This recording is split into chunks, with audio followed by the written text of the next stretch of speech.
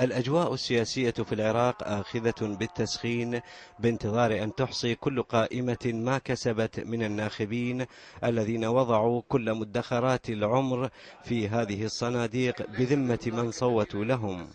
في الوقت نفسه انخفضت درجات الحرارة على الصعيد الشعبي، ووقف المواطنون بانتظار أن تنكشف أجواء المفاوضات عن حكومة وحدة وطنية كما وعدوا تسهم في حل أزماتهم.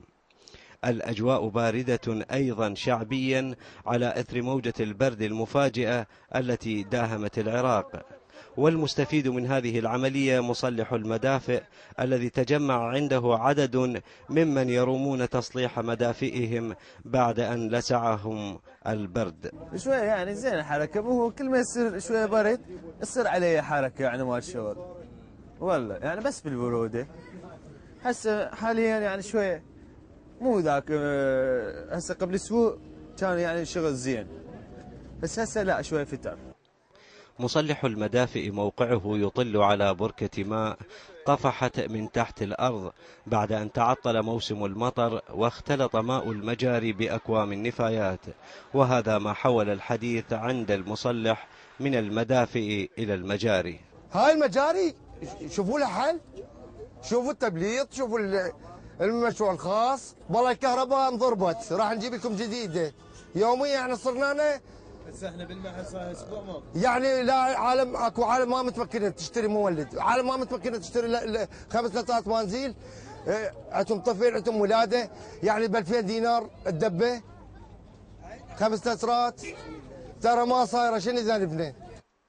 وذكر لنا عباس مصلح المدافئ أن أكثر المشاكل التي تسبب عطلا في هذه المدافئ هو النفط المغشوش الذي يخلط بمواد سائلة أخرى. وأضاف له الحاج أبو سعد مشكلة أخرى تتعلق بكوبونات النفط واستغلال الباعة لعملية توزيعه بأسعار تفوق المقرر حكوميا. أنا مثلا متقاعد أخذ بالشهر 130، كيف علي؟ بس أكو ناس عطالة بطالة وغصبا عليه يريد يدفي جهاله، يبيعها يفتر باربعه، والله يريد النفط بثلاثه ونص بورقه. كانتم الاوراق من مطيناها؟ الاوراق تعطونها للمواطن، يعني يمشي من نفسه بيها يا يبيع علينا بالفلوس. بعد تصليح المدفأة تتجمع الأسرة محتفلة بها، حيث يبدأ الأطفال المشاكسون يلعبون حولها تحت مراقبة جدهم. وكما علق أحدهم: جزى الله المدفأة خيرا، كانت سببا في اجتماعنا. ويبدو أن المدفأة نكهة خاصة في الشتاء عند العراقيين، حيث تكون سببا في اجتماع العائلة. وتزداد الأحاديث سخونة كلما انخفضت درجات الحرارة وتشعبت الأحاديث في تفاصيل الحياة اليومية. فلاح الذهبي، الحرة، بغداد.